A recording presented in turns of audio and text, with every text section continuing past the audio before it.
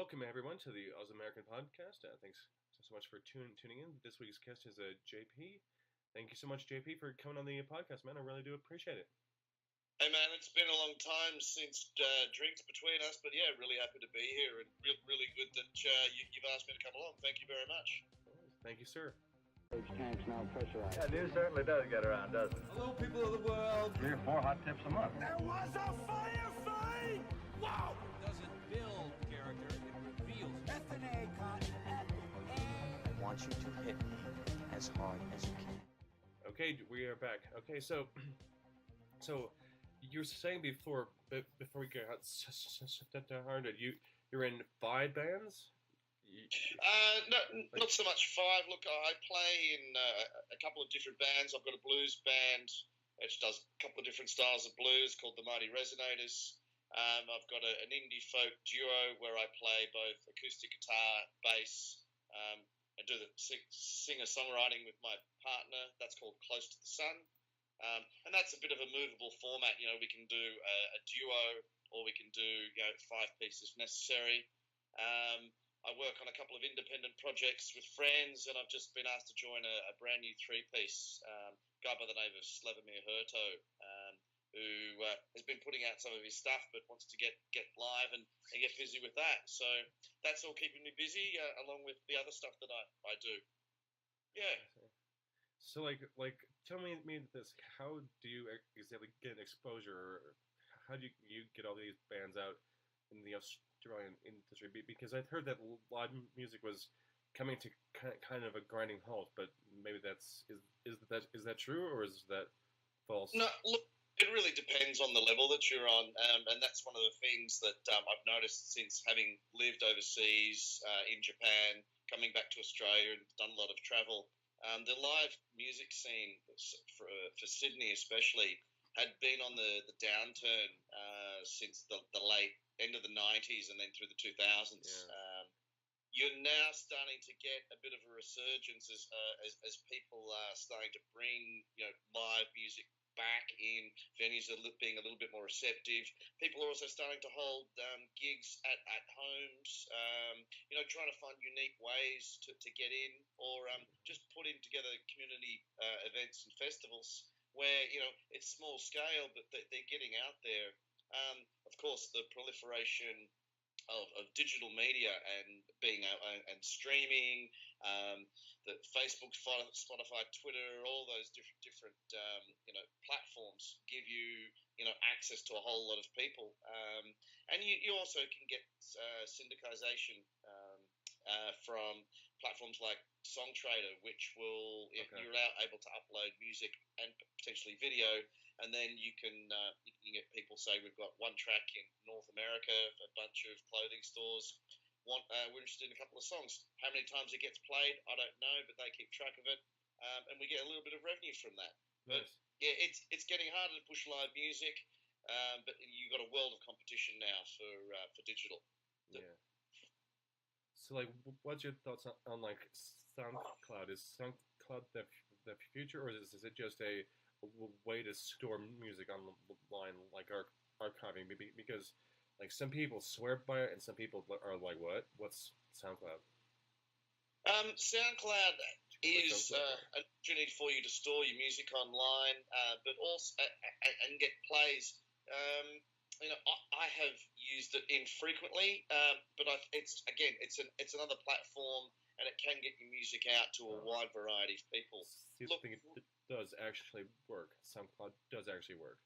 Yeah, it has worked.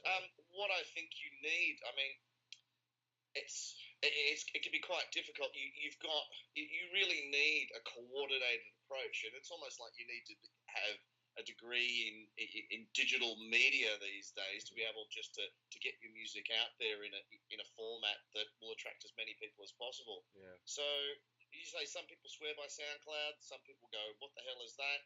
Look, it's out there. It's a reasonable platform.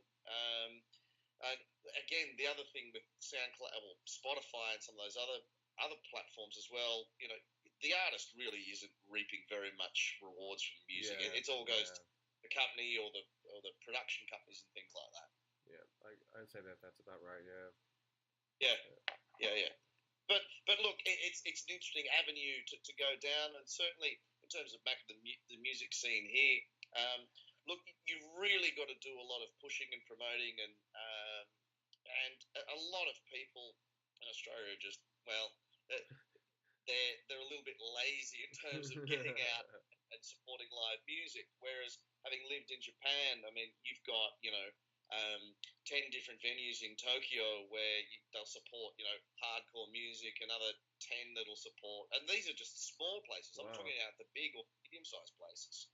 And you get that, when I've travelled in Italy, Europe, Hong Kong, North America as well. You've got much more propensity to have people go out and support the live music because there are a multitude of venues and the population there. And I suppose that's one limitation of Australia. So it's just the culture. You're basically saying Australian culture just isn't that big into seeing live bands as much as other cultures are. Is that what you're kind of? Certainly small live bands. We went through the techno, the hip hop, and the dance clubs, and and putting on DJs, and that certainly limited costs. But musicians are being paid the same as what they were in the 90s here, or late 80s. So there's not a lot of money for bands as well. So that's one thing. It's just again about raising awareness of that, and I think you're starting to get a younger generation. Whether you want to label them millennials or people who were born in the 90s or wherever, who are starting to come through, and they're actually more interested in. They've heard their parents' music. They're interested in coming to see live bands, and they're interested in having discussions and things like that. So I think that's something that's really positive. In Sydney, I think within the next maybe 4 to 5 years, we could see a change. Look, as long as the draconian laws of the New South Wales state and the city of Sydney itself don't hamper people's abilities to actually put on venues and gigs and things like that. Now, can you please elaborate on the draconian Sydney laws, please? Because I don't know. I've been away so long. So what are the I know that there's lockout laws, but yes, but what else? The term for it? Yeah, so lockout looking? laws came into force a few years ago, and I'm sorry, a bit hazy on the exact date, but really what that means is most pubs in the city,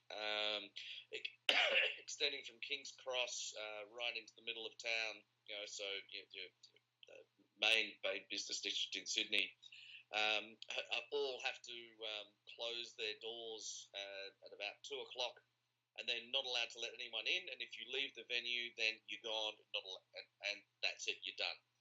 Of course, this is all except the casinos, Barangaroo, and so really they're trying to drive people into the casinos, but then they've got strict rules in there. It's like, no, have you been drinking before? And they ask you a bunch of questions, and then they won't let you in. Now, what this means is that, one, you've got people running for clubs and venues to get in before 2 o'clock, and so a high degree of accidents based on telling taxi drivers to hurry, or Uber drivers to hurry, running to try and get in there so that they're in the line and they're allowed in, and people falling over, but also it's pushed people out into the suburbs. So the violence is not violence, because that's really not a big problem in Australia. Yeah. It's been it really has. But you're starting to push the crowds out towards the suburbs, and so you're getting some of those problems that you found in the city with drinking and whatnot. Now further out into the suburbs as people people tend to congregate there.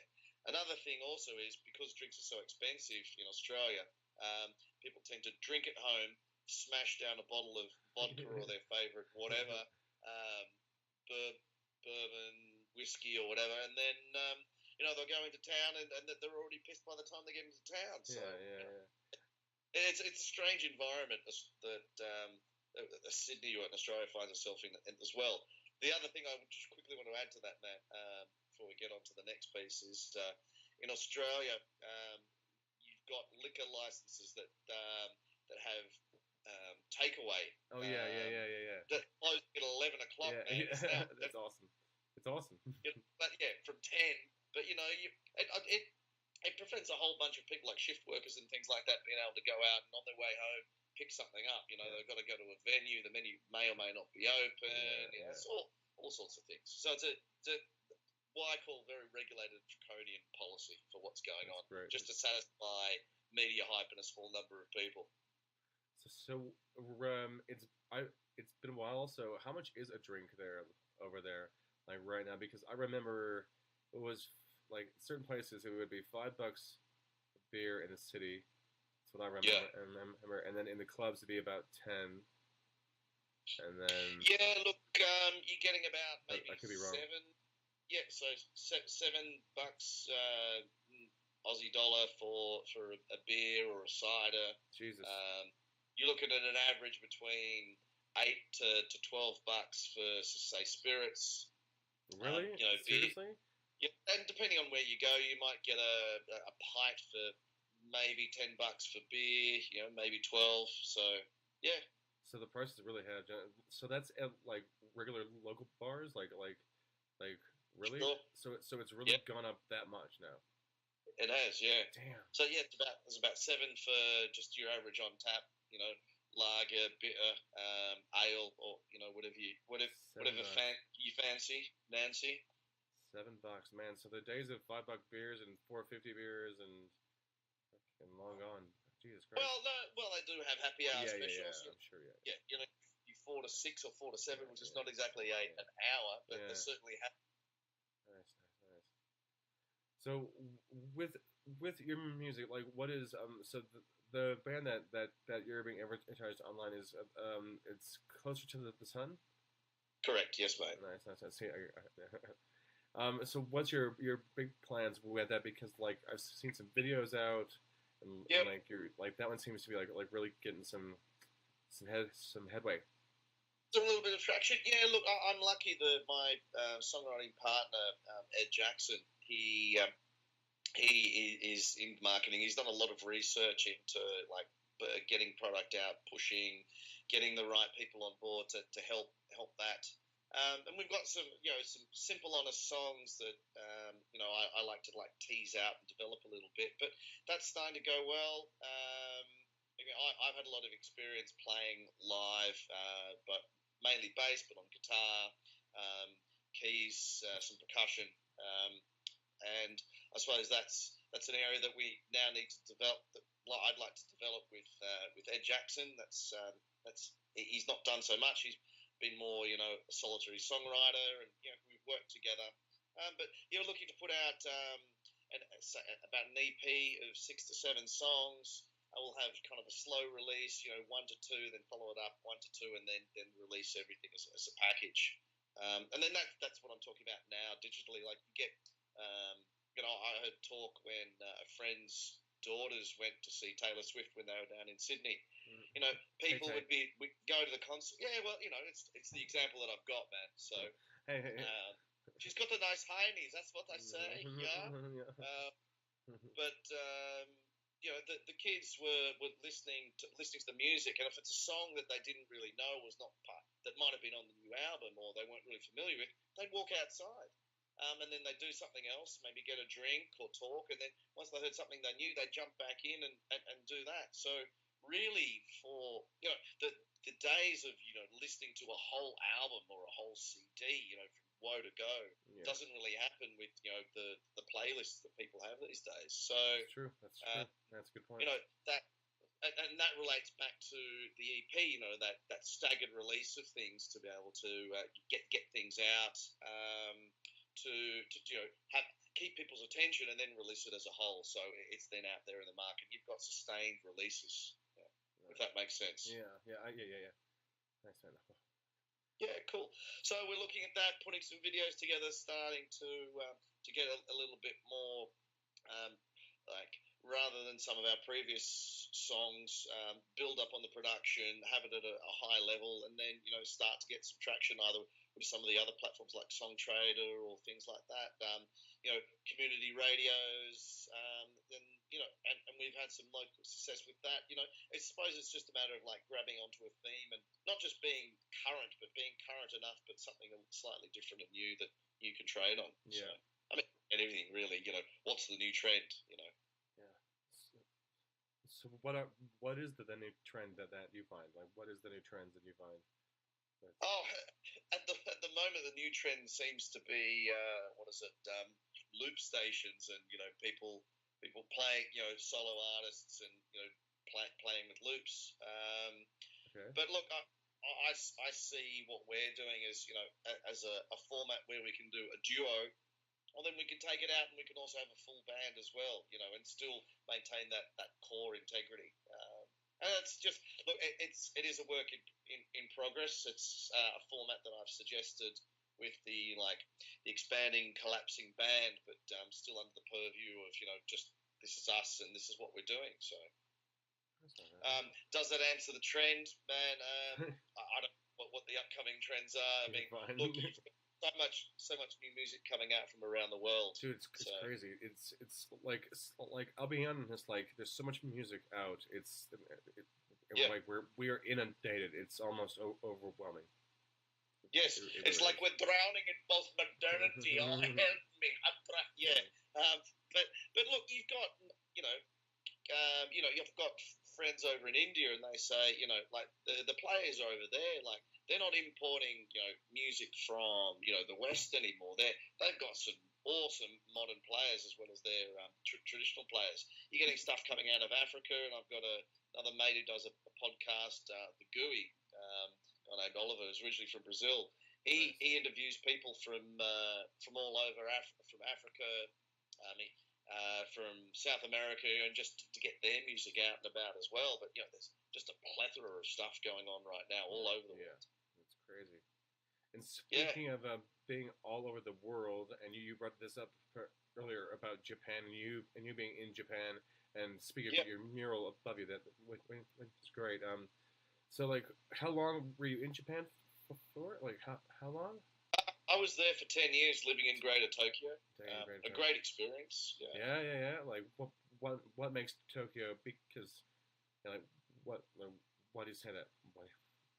Well, it's safe. I mean, Japan as a whole is safe. I'm not saying there is no crime there, but it is very, very safe. Certainly safer than Australia. Really? That's a big. But a lot safer than US. Sorry, man. Yeah. That's fair enough.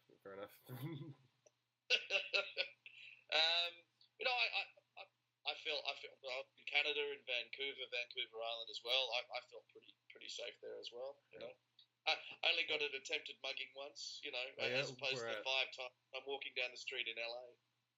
Really? Yeah.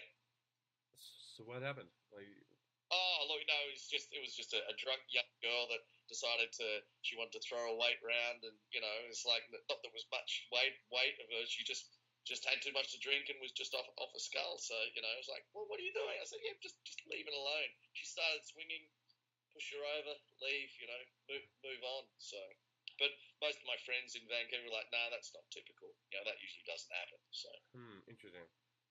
Yeah. But you asked the question, what's Tokyo? What do I enjoy about Tokyo? Look, the food's fantastic. I was living on a Japanese wage, so things were relatively cheap over there. Look, I know the exchange rate can play with some things, but food was awesome. People are great.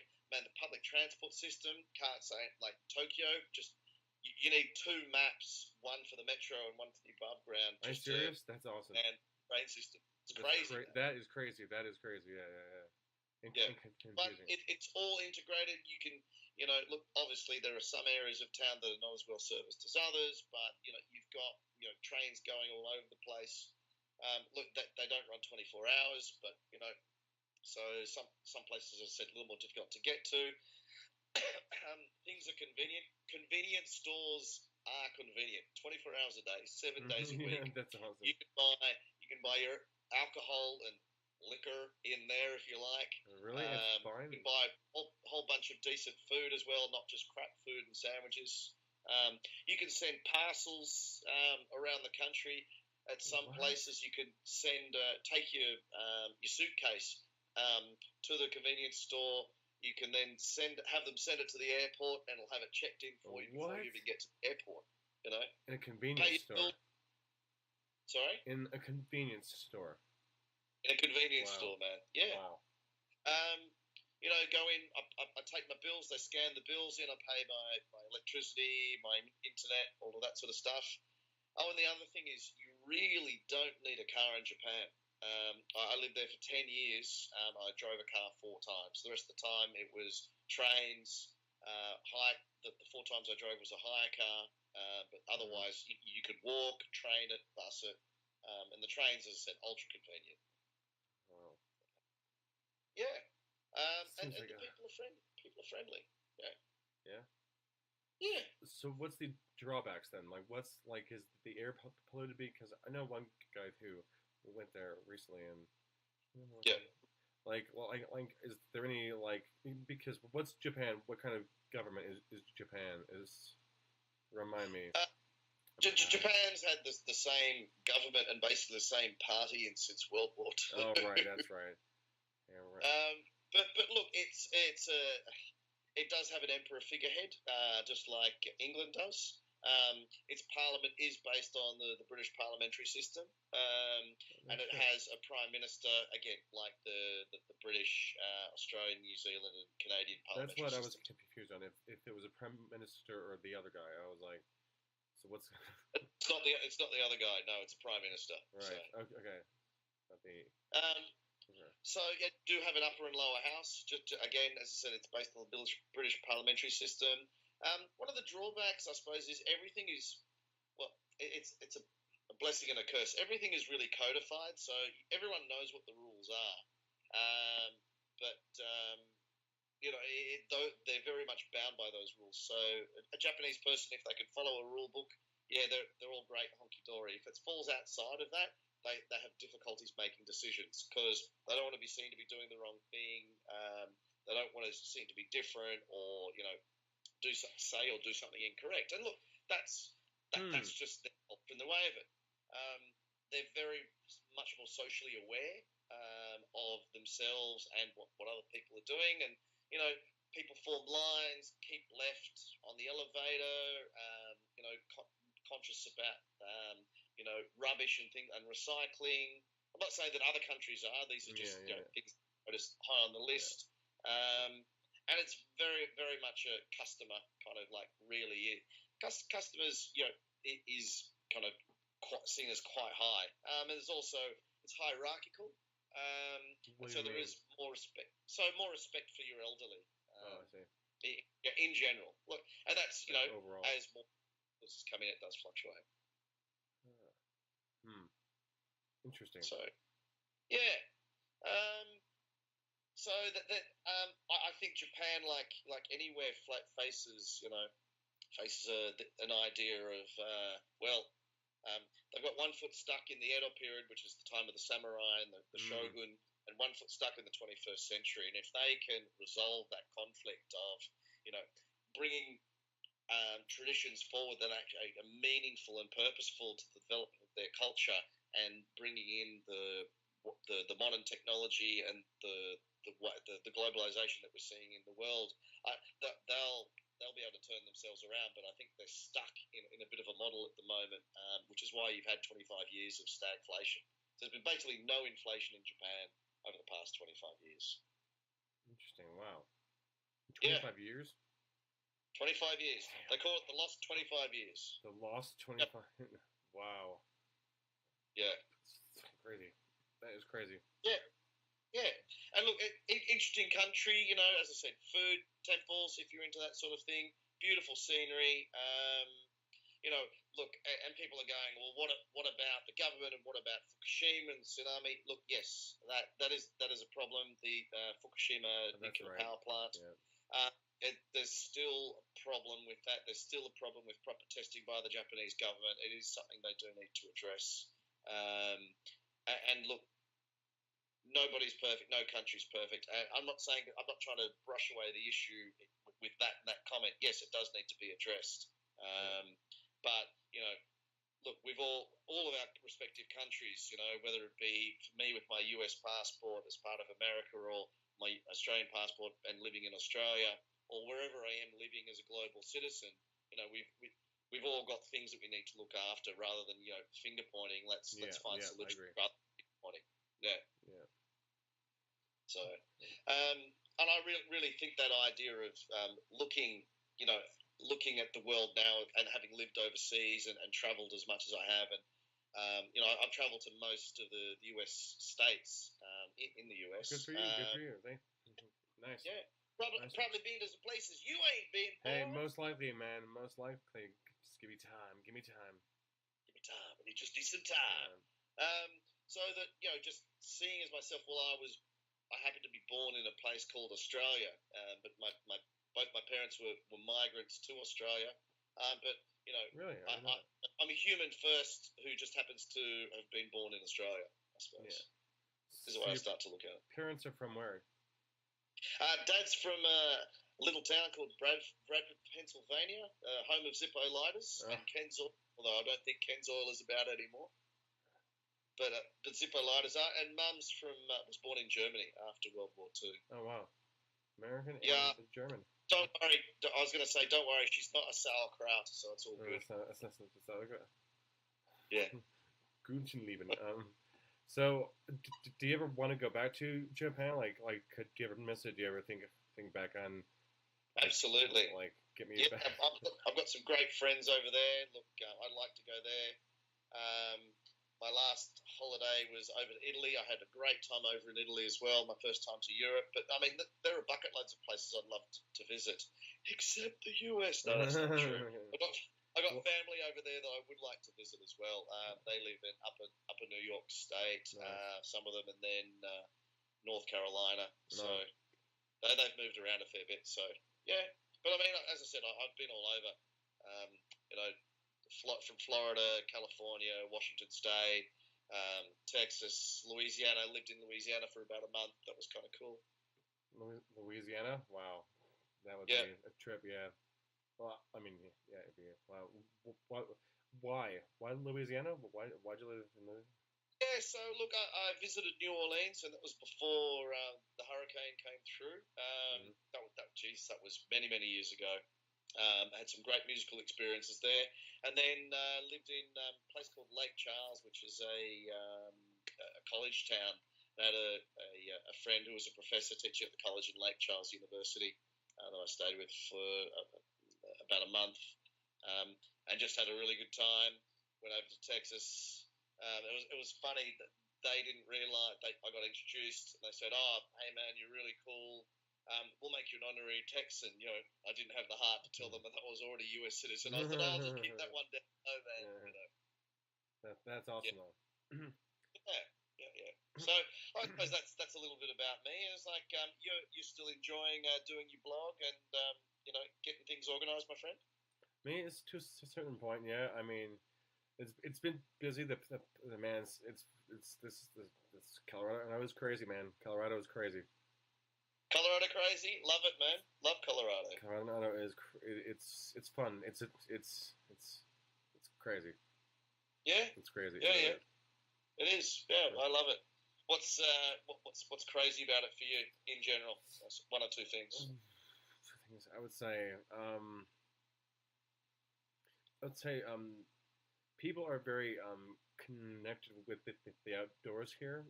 I mean, sure. I wasn't quite expecting so much of that. Like, Australia people are connected, but it is very much kind of the same in terms of people want to go out and experience. So, and like, it's gorgeous, and like the landscape really is breathtaking. Like, I know if you know where to really go, it does exceed all expectations. I would say it's more crazy in terms of like there's so much to see, there's so much to actually do, and there's just a great great abundance of bars, clubs, dispensaries, casinos, mountains, rivers, lakes. Again, there is pretty much almost everything here. Pretty much, it's Right. it's kind of overwhelming. Good. Lovely. It's been a while since I've been to Colorado, but I did enjoy when I did pop over. So it was lovely. Yeah, very much so. Yeah. It's pretty. Are you having any plans of going back to Japan or you did ask about Japan. Yet at the moment, I had a plan at the end of last year to go overseas, but I was unfortunately involved in an accident. Had my foot run over. That's right. Yeah. That involved, what is it, 1 to 2.5 months of non-load bearing, and then I was able to start putting weight on it. I'm going through rehab at the moment. Thankfully, I haven't had to pay a dime at all, man, because a car involved a car running over my foot. We have what's called a green slip, if you remember. So that's compulsory third-party insurance. So everyone's got to take that out before they can register their car. There's a levy that's included in that payment that the insurance companies collect for accident victims, and they use that money to then support people who have been in car accidents, whether they a driver at fault or the passenger or a pedestrian or motorcyclist, anyone involved in a car accident. So I haven't had to pay for a thing, and anything I do pay for, either it's not covered by Medicare, they'll cover that, or I get reimbursed. So, for example, my trips to work, I said to them, do you want to pay, you can either pay my salary, or you can pay for my rides into work so I can actually do work.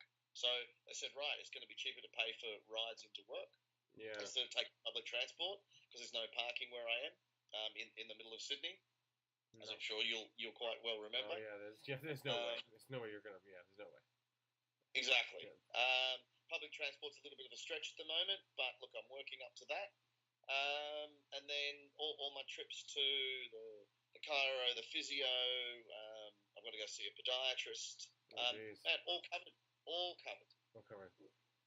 Yep. Thank God. Medicare also would have covered the majority of my hospital stay and ambulance as well. So, but as I said, thankfully all covered, because I'd be in a world of pain and a heap of hurt if I didn't have that. Not that I can't pay my bills, but at the same time, that safety net's there to help us all. So I can concentrate on healing, not stress about the money. Yeah, so that's kind of, would you classify that as part of the social medicine scheme, or just road and traffic authority playing it smart? No, so it's linked. So you've got your universal healthcare, Medicare, which covers your basic requirements, and then depending on your age bracket, whether you're a kid, pensioner, you get certain different things free. I mean, when I say free, you make a contribution via your income tax, every year to support the scheme. This is an addition to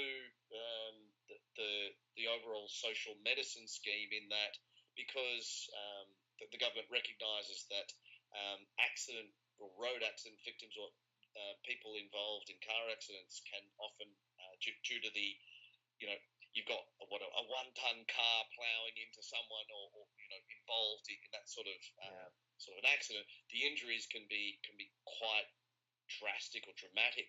So they recognise that there needs to be a pool of funds to actually help support that, so that people have something that they can go to and go, okay, right, well, you're taking that of my part of the process of my registration and insurance of my vehicle.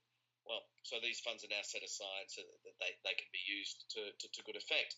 And having said that, people might ask, where's all that money? What's going on? There are apparently over, let's see, there's like $2 to $5 million. I'm so sorry, I don't have the exact figure on me. $2 to $5 million of unclaimed CTP insurance claims for accidents that are still sitting around. So it's not like companies are going out of business, trying to support this. Yeah, that's very true. That's very true. Yeah. I mean, look, hey, insurance companies make enough money as it is anyway. So, What's Japan like, though, in terms of healthcare? I mean, what's their? Did you ever undergo any health issues while you were there, and what was their system like? they have a universal health care as well. When I was there, the contract I was on was actually a traveller's insurance, but everyone, most of your average Japanese people, citizens have health care included. So your tax forms are all completed for you by the company. So I didn't get to see a tax form for 10 years while I was over there. It was all completed. I get money back, so that's taken care of. Your health care is taken care of by the company as part of your tax, I believe. There are a couple of different systems. Sometimes you need to pay out first, and then you'll get reimbursed. And that happened as a couple of cases for some of my friends and colleagues. Otherwise, it's all taken care of by the system. They require, after the age of 30, every single person to go in for a mandatory full body checkup. So that you go in, you take the day off work, and everyone understands this. You go in, you do a full batch of blood work, physical tests, and things like that, and determine your health, and then you get the report back, and that's mandatory. Wow. Huh. They refer to the term as ningen doku. The term ningen means human, and doku comes from the English word to dock. So literally, like, you're human who come into dock, and then you have like the machines and people probe you like you would go like a ship inspection, and then you get sent out again. So that's the analysis, or analogy rather, that they refer to. Yeah. Wow. Holy shit. Wow. Mandatory. Wow. Mandatory. Yes. That's interesting. Yeah. Well, they want their population healthy. They also, being the type of society it is, they can enforce that. And then look, people are like, oh, okay, I've got to do this again. But look, no, it is really good. They've got good statistics on keeping their population healthy. They have an aging population where the aging population is healthy. They are longer lived. What? Sorry? What? An aging population that is healthy? What are you talking about?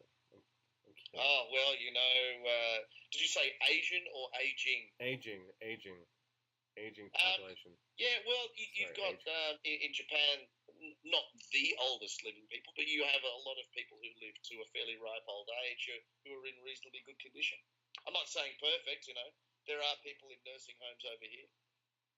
Out of mind, out of sight, motherfucker. No. I mean, look, you have the Japanese society tends to still be not so nuclear, so sometimes you do have three generations living under the one roof, or very close to each other in the neighbourhood. So there is a lot of care undertaken by the families themselves, with support as well. So. I see. Yeah, so something that's a little bit different to here, but and different to what's going on in the US as well. So yeah, very different. Yes, very polar opposites. It feels like it at times. Yes. Sure, my friend. God, man, well, you've been up to a lot, haven't you? Jesus. So, like, how do you have time to do everything? I mean, do you eat right? I mean, are you working out? I mean, with all this music and the job and look, it's really a matter of getting a good work-life balance. It's understanding what priorities are. It's setting up schedules where you say, right, Mondays maybe my night off.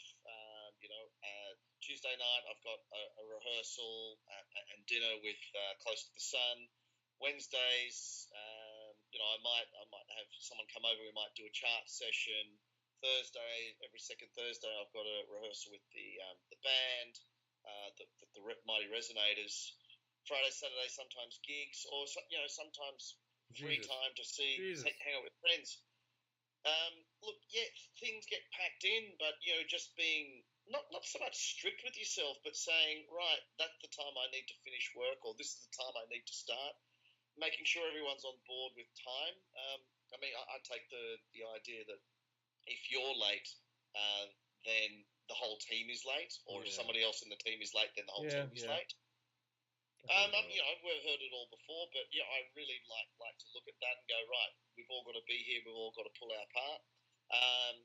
Understanding that also putting in free time into your schedule. Now, free time could be, watching some Netflix or some drama, reading a book, writing a song. It could be anything you want, but understand having a balance about what's going on. And look, if you want something bad enough, you'll have the time to do it.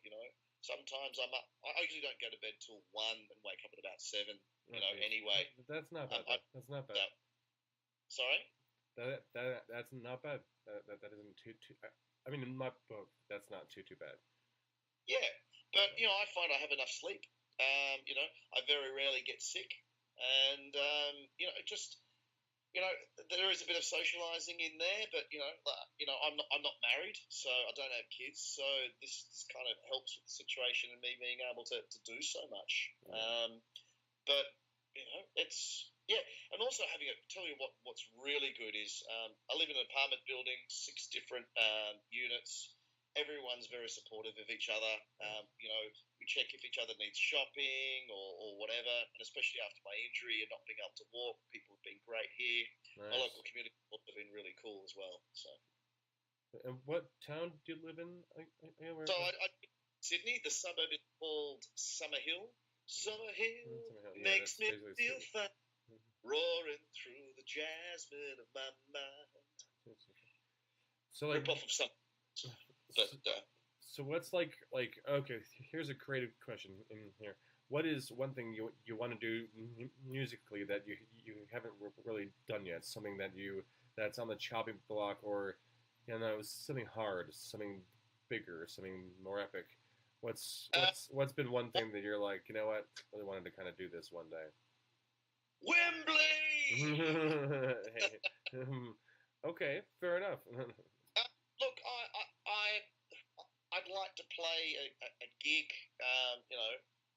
and if my music was good enough to be able to play in front of a crowd, potentially that large, I'm not necessarily going to say I'm going to be the headline act or I'm going to be world famous, but to play in an arena, of that capacity or something similar, that'd be wonderful. Just and have everyone there and do that. Also, to record a full body of music, that I've helped write and put my heart into, and just have something solid to say. Well, okay, I've done that. Now I can pass that on. And have something tangible.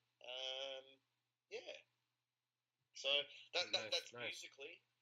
Look, a lot more travel, certainly. And connecting with people from all around the world. Yeah. But yeah, that's some great stuff.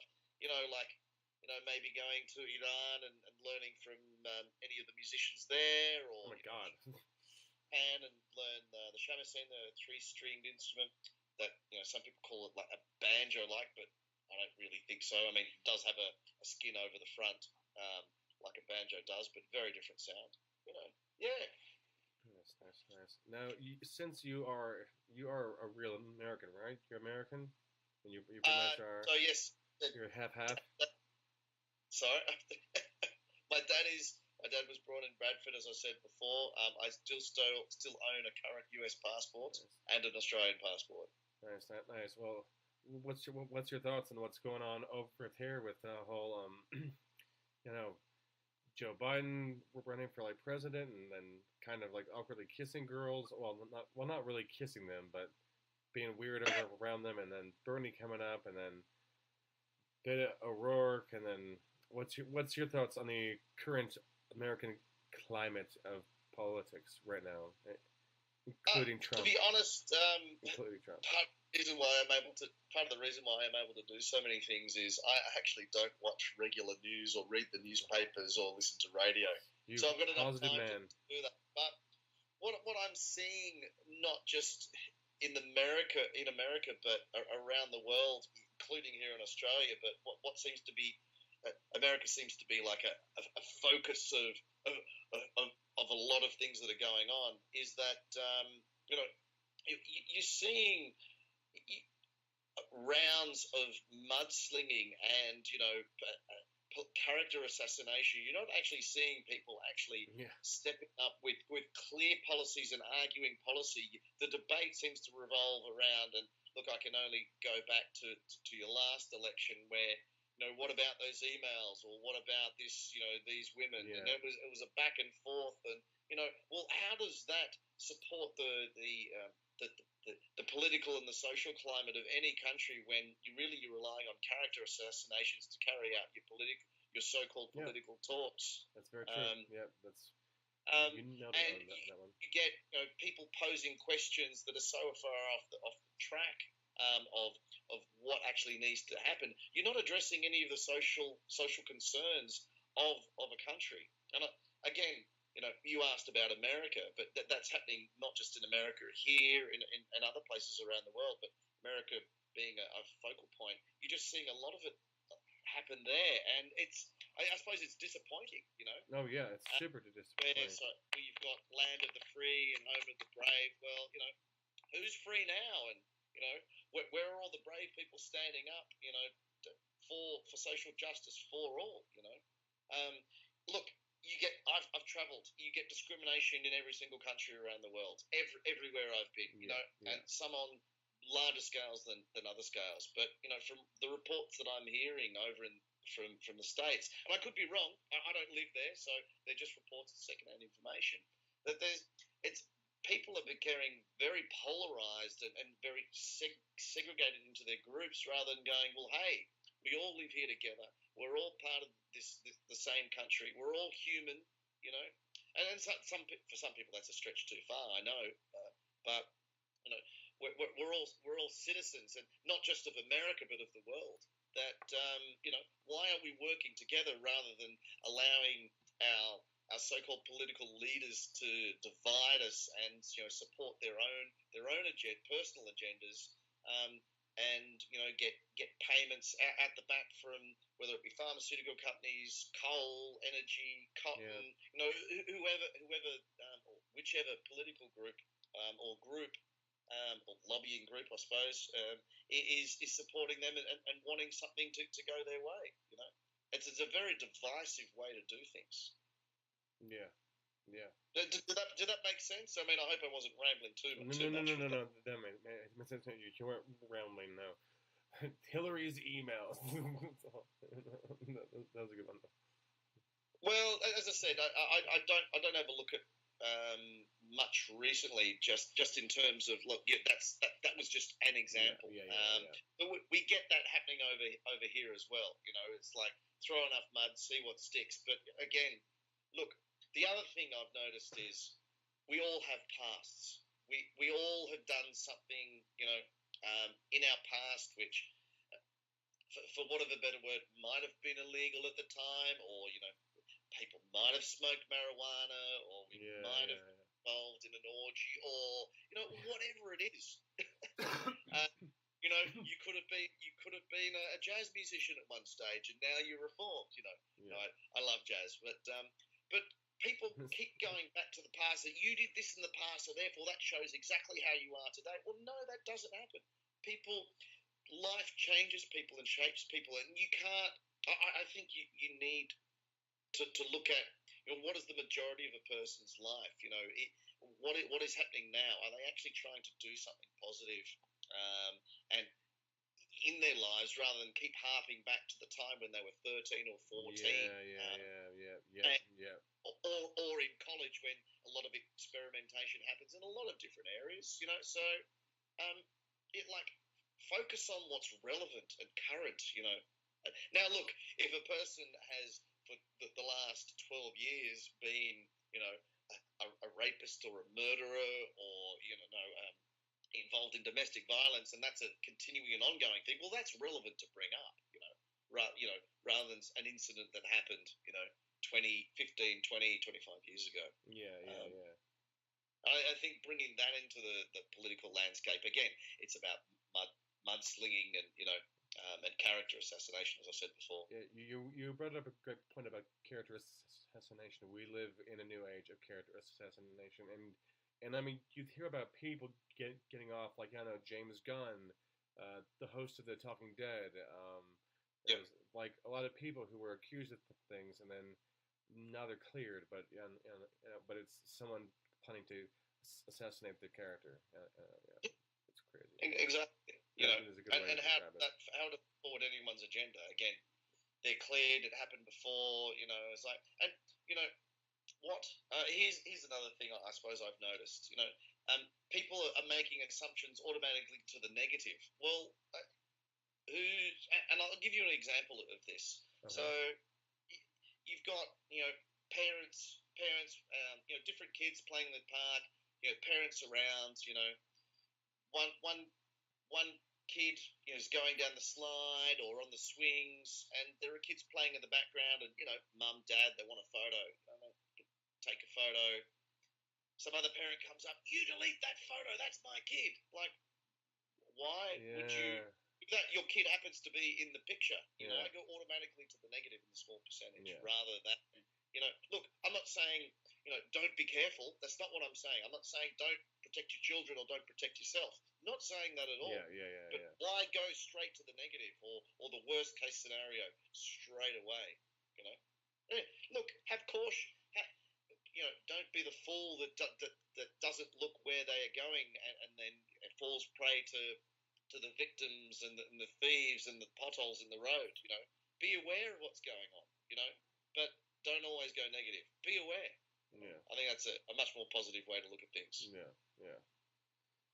Well, the world is a very negative place right now, and it's very focused on being that. I mean, especially when it comes to like DC films. Do you know DC films, JP? Like Warner Brothers films.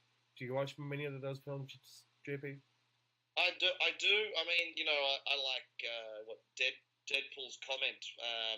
Was it Deadpool 2? Yeah. And there was one of the characters said something. Goes, "Ooh, that's so DC, dark." It's so dark, yeah.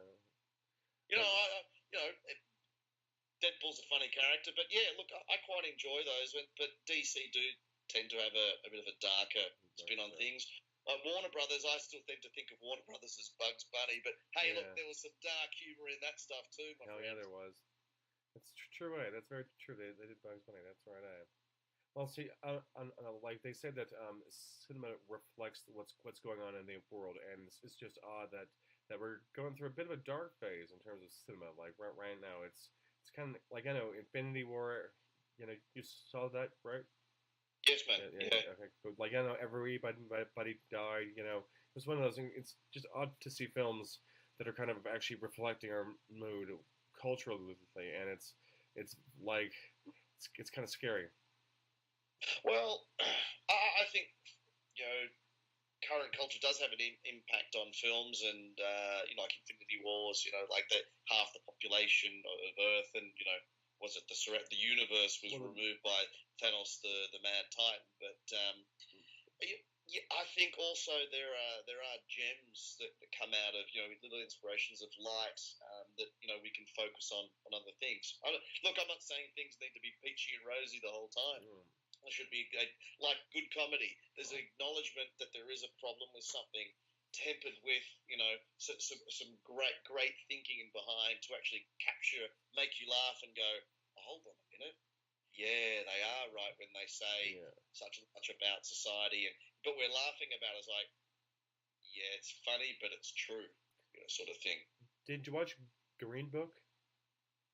No, man.